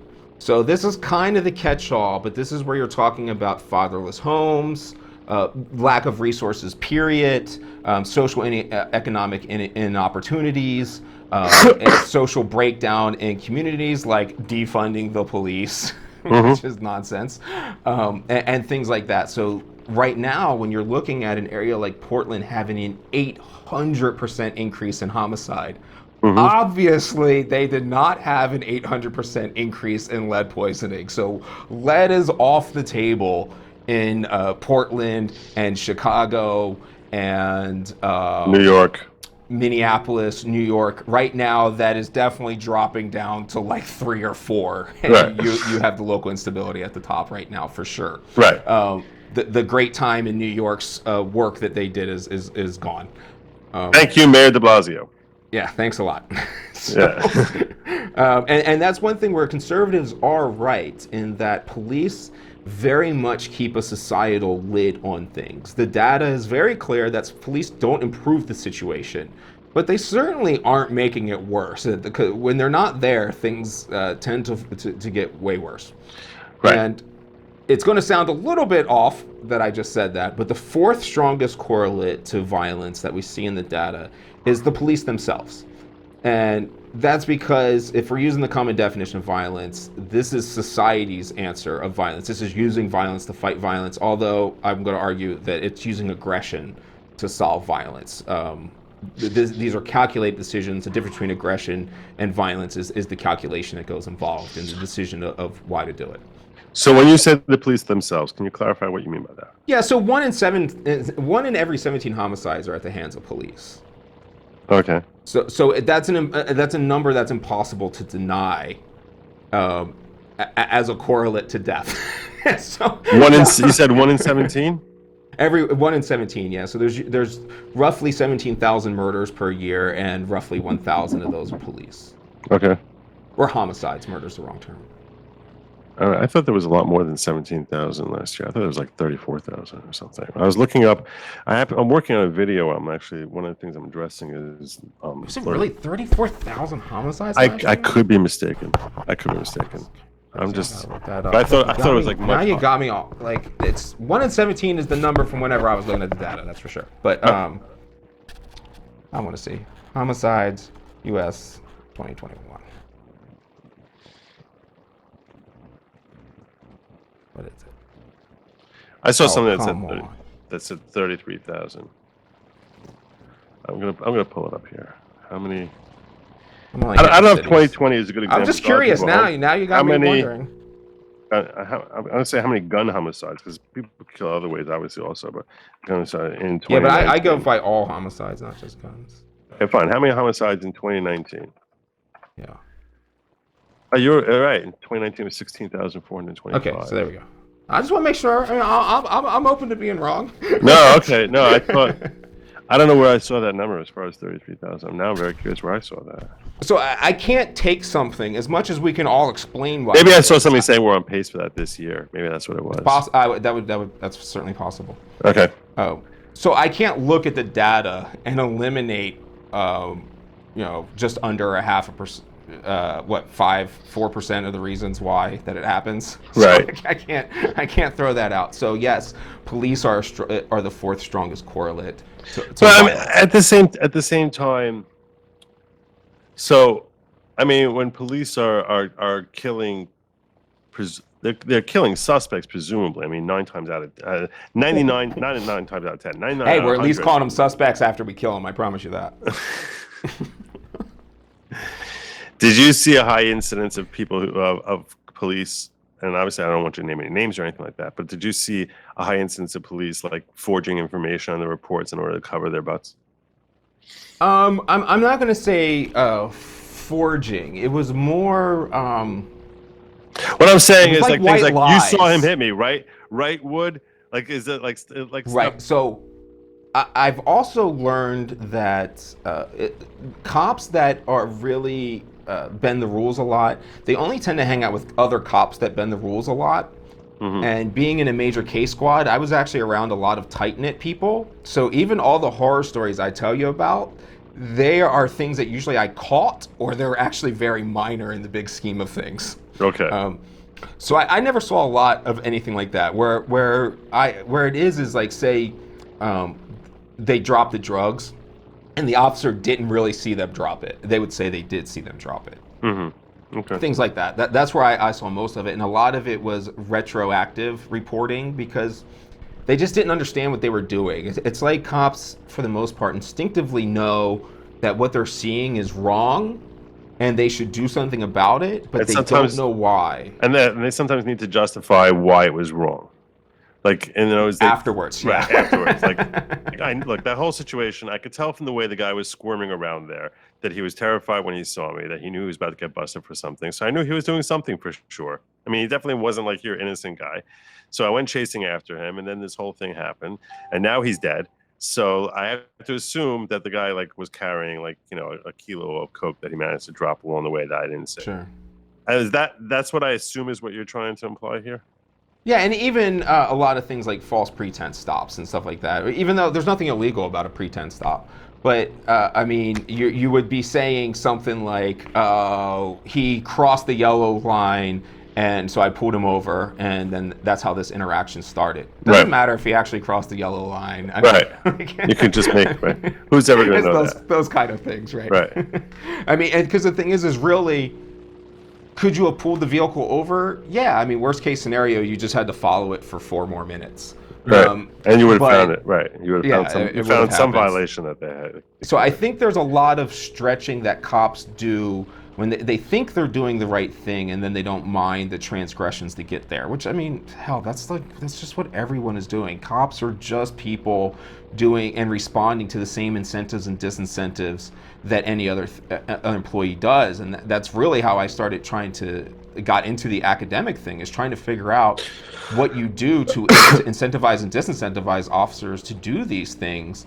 And really, it's just while we understand how to incentivize and disincentivize it, the political acumen to implement it and the political desire aren't present. I went to almost all 50 states. I've spoken to police department after police department, politician after politician, and the reason why this changes don't happen are because of all these things I just told you are long-term plans. Lead being the strongest correlate from the big picture is a 20-year delay, and no 4-year politician has 20-year goals that have anything to do with where they are.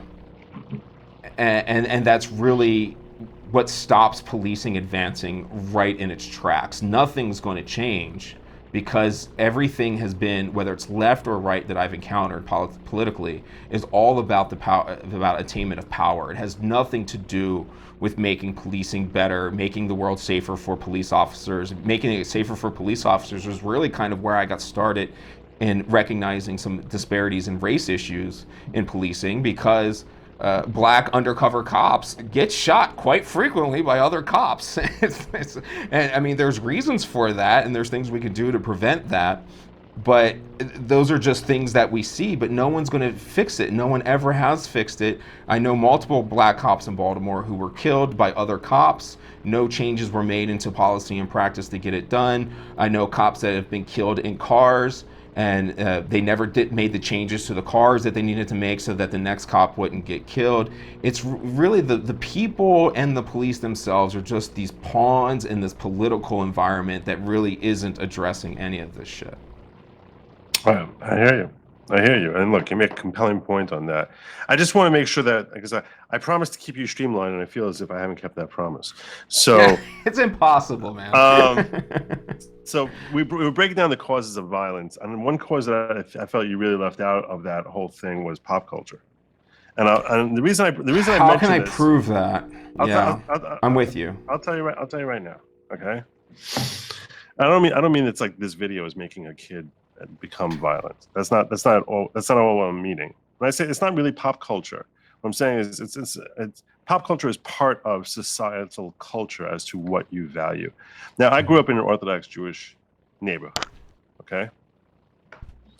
So I'm an extreme example, but that actually makes me a really good example here, and for the purposes of this conversation. So I grew up in an Orthodox Jewish community. If I would have at any time committed a violent act, when I'm talking like, criminal violent type of thing, if I beat the snot out of somebody, or I, shot someone,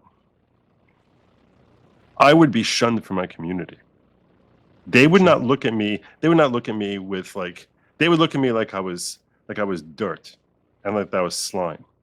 And you were talking about, blacks are not genetically different. Obviously, they're no different at all. What I'm saying is, if you're in a culture where someone who is, the biggest, where someone idolizes the biggest bully, that's training the next generation to grow up and show that you have brass balls and that you don't mind beating the life out of someone, and that you're willing to do and you're willing to take it. And that's the exact opposite culture of what I was raised in, which is why the chances that me or someone like me would end up going into, an area where I'm going to be engaging in violence or violent crimes is like a joke. It's almost impossible. I'd be an idiot to do it. Whereas if you're raised in the opposite culture, you're almost an idiot not to do it, because you're looked at as a loser if you don't do it, if you can. So you're almost out there. You're living on this, you're living in a street, in a culture where your directive is show your peers that you are the biggest badass out there. And that is the exact opposite culture that I'm raised in. So that's why I'm saying I'm a really good example as far as showing the extreme, how that opposite extreme feeds on itself. So no one I grew up with was ever arrested for doing anything violent, ever. That's what I'm saying. And I bet none of you can say that. But the reason for that is because that's the culture that we all grew up in. That's what I'm saying. Is me and my friends in the culture that we were it was in a sheltered culture. But my point is that culture breeds on itself. And similarly, the opposite culture breeds on itself. So it's not about that you're watching a rap video. That's got nothing to do with it. I mean, that's just symptomatic of what's breeding a culture. But if the overall philosophy of is basically to celebrate and canonize and lionize people who are able to basically show that, yeah, I'm the last person you ever want to start a fight with. I'm the last person you ever want to wrong, because if you do, it's going to be the last mistake you ever make. So that sort of culture is going to breed violence, far more than lead. Because you have to be an idiot not. I'll tell you right now, if I grew it's up going in to breed aggression. Right, you're breeding exactly. You know what? You're breeding aggression. So what you're talking about is aggression. I'm you're with breeding you. a culture of aggression. Yep. Yes. And that's what I'm saying is, if I grew up in that culture, I'm telling you now, I would have been far more violent, 100 times more violent. If I was born genetically and I just landed in that thing and I had the exact same genetics I have right now, I'm telling you right now, chances are 1,000,000 times higher that I would have been someone who was just going out there and looking to beat the hell out of people, or anyone who did anything wrong to me. I would be doing it 1,000,000 times higher. And that's purely about the culture that you're being bred into. And that's why and I think that's part of single parenting, that when you have a two-parent home, so you're able to keep you on the right path from giving into that culture and submitting to it.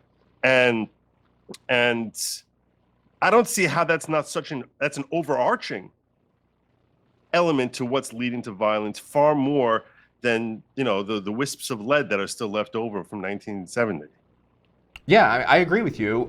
We're getting more into opinions, and this is one of the things that's very difficult with social sciences. Is I can't get hard data for that. All my data with that has to be completely inferred, and I'm not able to make as strong as a case with something like that. So this is one reason why my ideas are hard to accept, because I completely agree with what you just said there. And the key to that is that we don't have free will. And at best, we have a multiple choice test. And I think what you're referring to is this multiple choice options. What your culture is and who you're surrounded and what you see, your experiences, place these possible options on your list of things that are possible responses. So you can only do what you're taught. If something happens, you're going to replicate one of the things that you have seen happen before.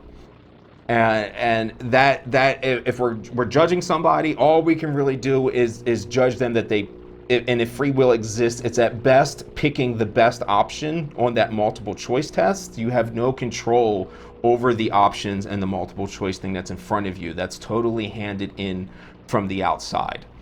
I think that's very hard for us to accept as a society as whole, and as beings that really need to operate as if there is free will, even though there isn't. And I don't know how to have those type of conversations when we get into the nuances of why policing needs to change to do its things it's doing, because the first thing I need to know is, what was this violence or was this aggression?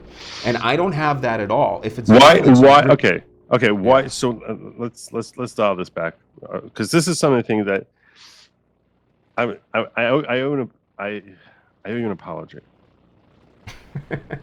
I owe you an apology. Okay, I'm gonna give you a confession right now. Okay. And I owe you an apology. And it's not my fault. I've been jaded in the past. So I'm going to tell you a very quick story. From nothing to do with anything we're talking about at all. And you'll see how it ties into why I owe you an apology, and that I want to get on the same page with you here.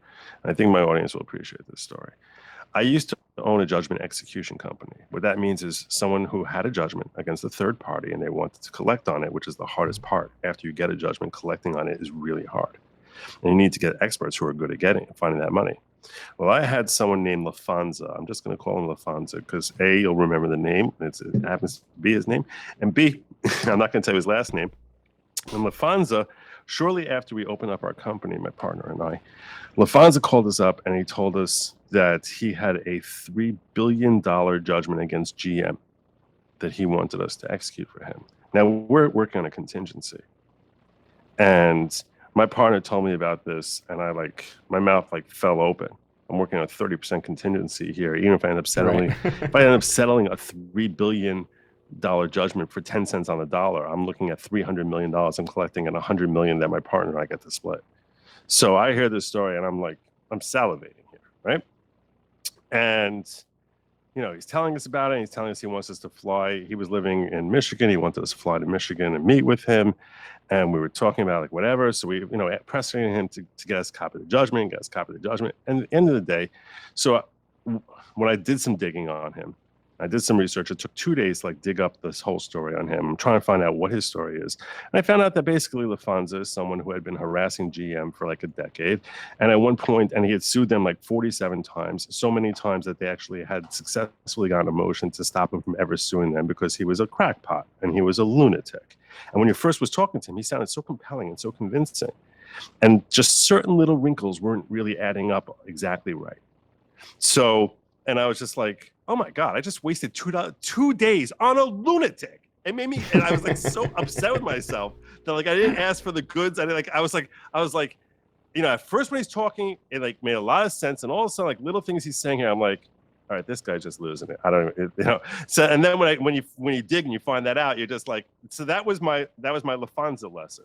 So when you started talking about policing, okay, and this is why I owe you an apology. When you started talking about policing, and you started talking and you're changing the policing system and reforming it in a different way of imagining and stuff like that, and what you were saying was very complex. It sounded like it was very involved and very complex and very well sorted out in your brain. And all of a sudden, you just started talking existentialism about how man has no free will. I was like, holy hell. This is another Lufthansa. This guy is just some that was my first suspicion. And that's why I owe you an apology. Because at the end of the day, it all comes back. It all makes a lot of sense. So you're not a Lufthansa. You definitely are a very bright man, and very well thought out. But there was a period of during our direct messaging of 15 minutes. I was like, I think he might be crazy. I'm not sure if he's crazy, but now that we've gone through this whole thing, and that's why I owe an apology because I certainly think you're sane, and I'll attest to that. And that you happen to be very educated and that you have enough of a background that you know what you're talking about here. I'm going to ask you though why you need to make this latch to prove your case here. Now that we're talking about free will and your argument that man doesn't have free will, why do you need to even make a case that whether or not man has free will? Why will that play into this entire this entire project that you're looking to promote? Let's say man does have free will. Does that destroy everything that you're planning on saying? I think it definitely affects my inequality argument in the data. It makes the data, if with free will, the data doesn't make sense. Okay. So because if you're going to tell me there's no free will, then I'm going to ask you, there are obviously countless examples of people who are living in almost identical circumstances to people who are committing violent crimes, and they end up becoming successful people, such as people like you. Sure. You're an example. You're an example that you can grow up in a single home. I don't know if you were raised in a wealthy environment or not. No. I didn't ask that. You weren't. So what I'm saying is you're a success story, and you were raised in a place which probably had more lead than the house I grew up in. So what I'm saying, I don't know that, but I'm just saying, not that I was raised in a wealthy home. I'm saying is I lived in a more suburban area. So my point is, it didn't happen to you. So the question is, you tell me, did you didn't exercise free will in a positive way?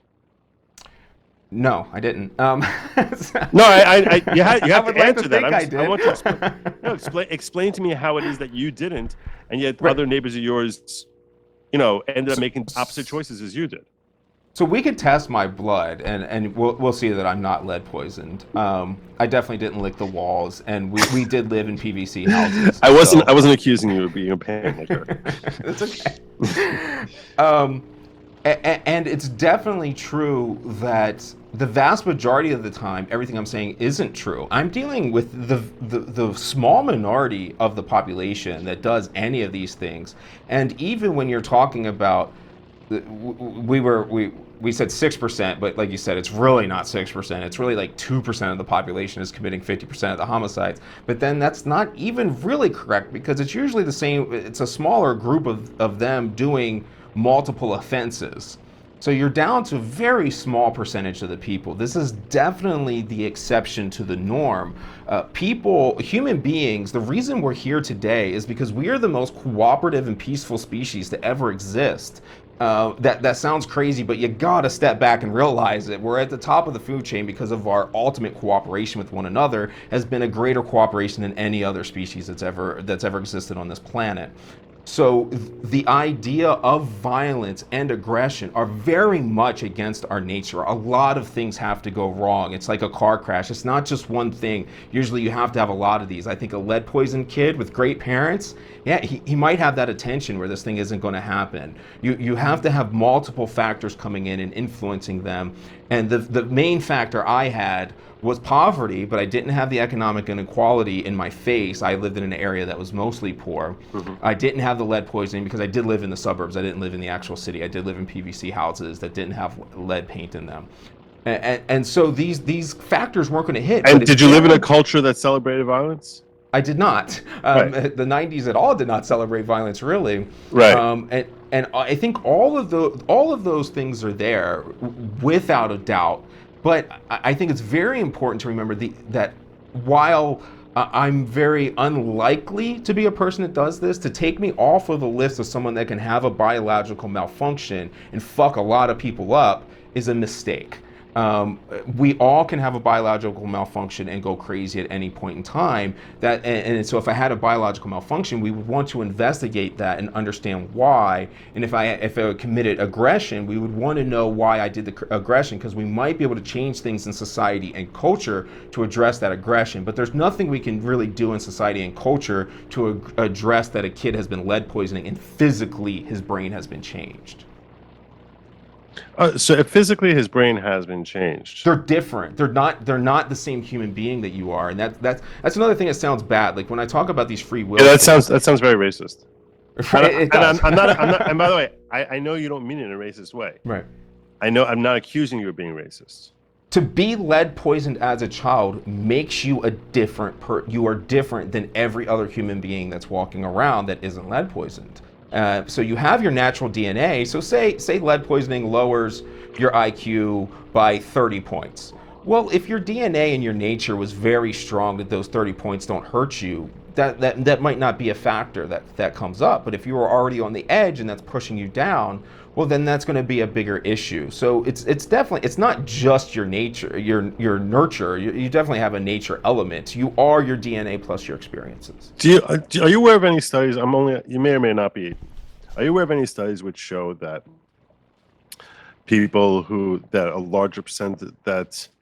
a large percentage of our prison population has been impacted by lead poisoning? Oh yeah, I mean they're definitely out there. People have studied it and pulled it up. You're going to see it popping up all over the place. Wherever they study it, you're going to find the lead poisoning. So whether it's prisons, people shot by police, general murder victims, kids that are suspended, you're going to see it everywhere.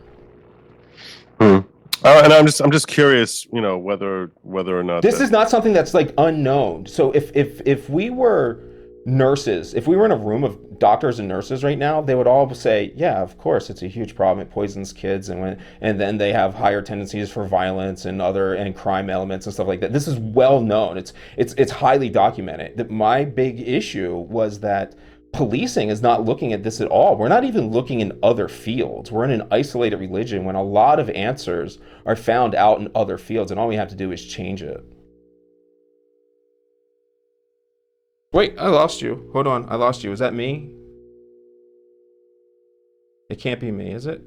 Hold on, it might be me. It's me again. It's me again. Oh my goodness. How much time do we have? We have 10 minutes. I will be fixed in your 10 minutes. I'm sorry. You can talk as long as I don't need to hear you.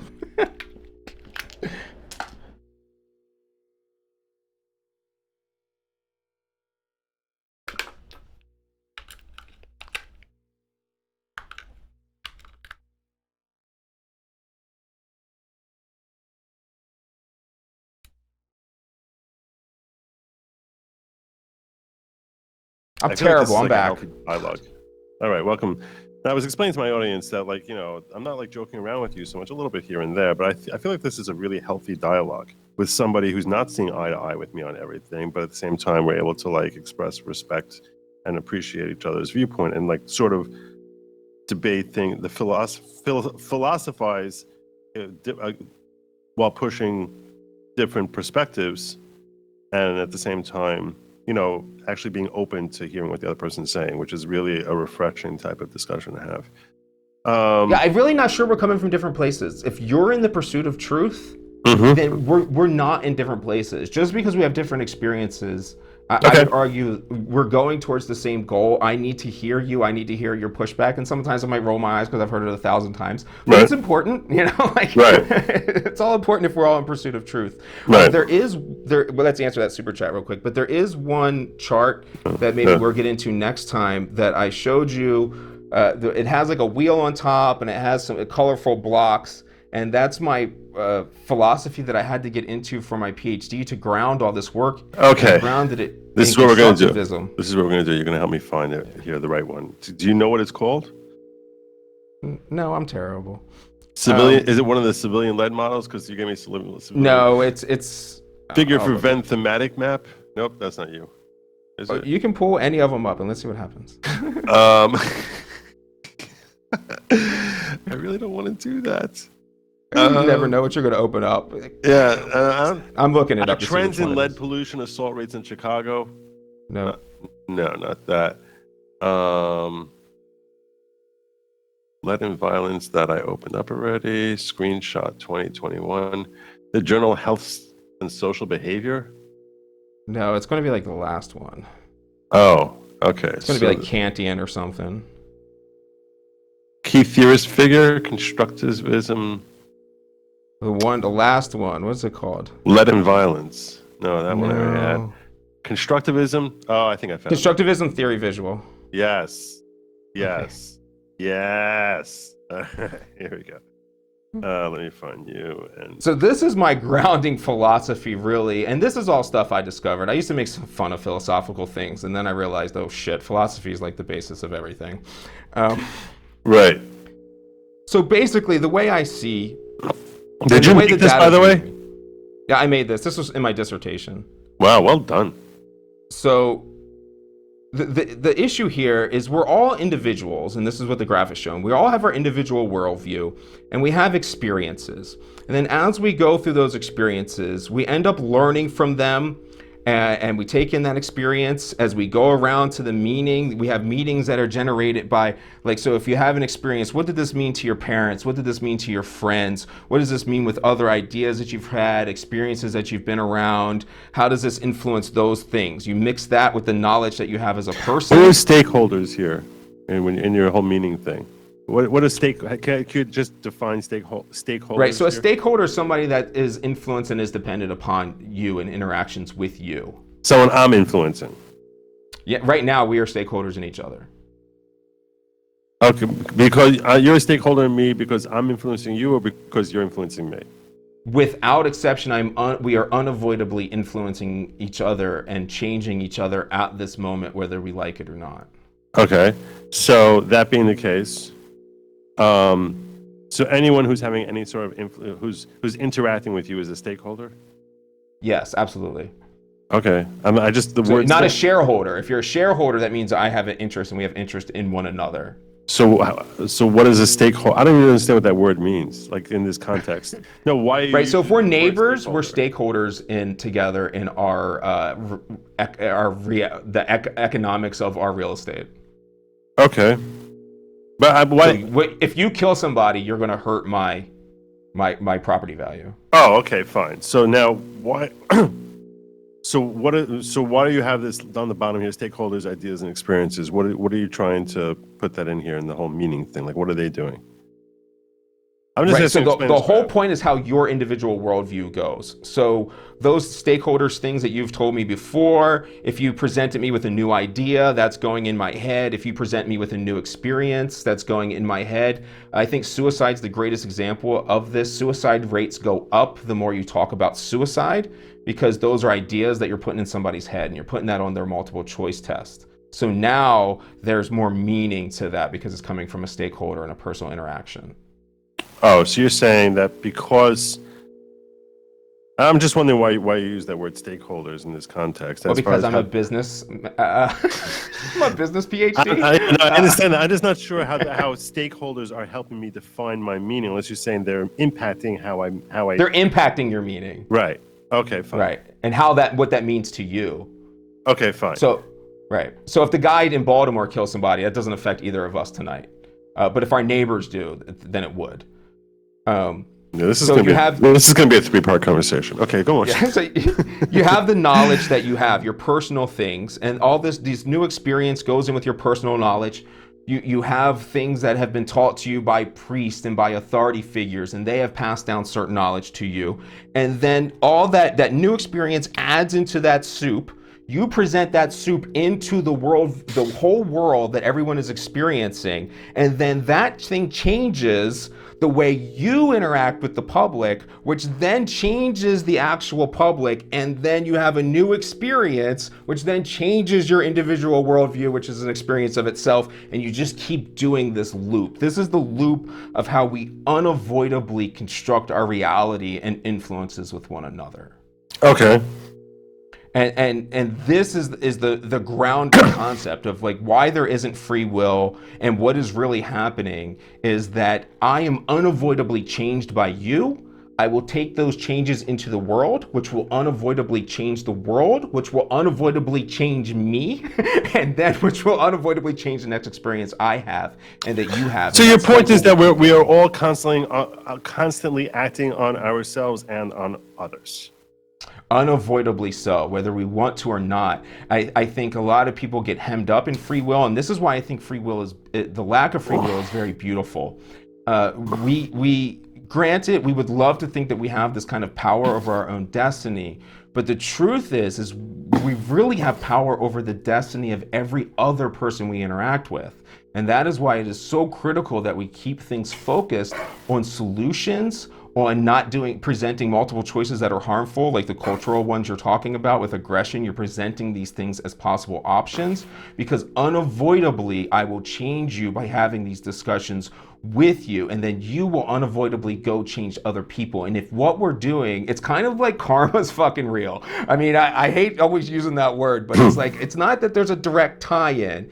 It's just what you sow into the world does change the world, and that does come back. And it might not be direct, but it's going to come back in some way, shape, or form. Every bit of yo gang banging that somebody out there did making a rap song and influenced the urban culture, as we're talking about it right now, is creating an option and actually harming those communities, like you say, because this option is being presented, this seed, this karma is being put into the world. And that can sound very religious and very philosophical, but I was going to close, and I do have to wrap up yeah, let's get out of here for your buddy. Yeah, so I have one last question before I let you go, and I would like to have you back on next week so we can pick this up.